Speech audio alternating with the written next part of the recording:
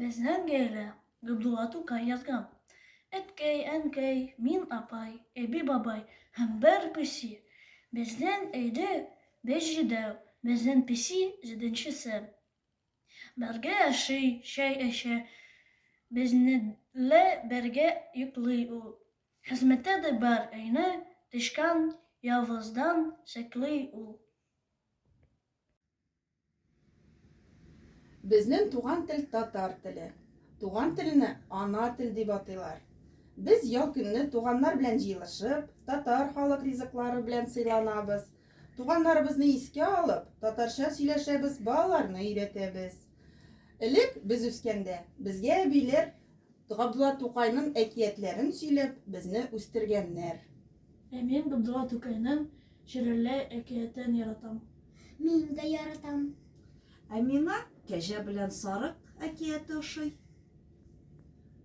Без үскәндә Габдулла Тукайның яраткан уены ачык авыз уенын уйный идек. Әйдәгез әле, балалар, уйнап киләбез. Әйдәгез уйныйбыз, балалар. Әйдәгез.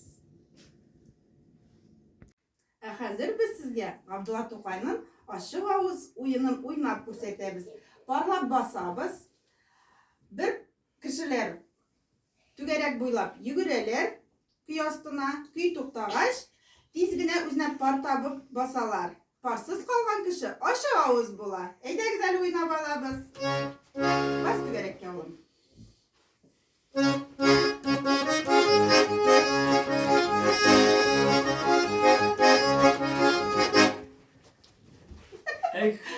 Кем парсыз калды?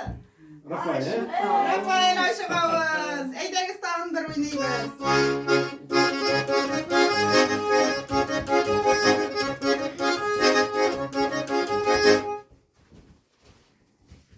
Кем ачык авыз калды?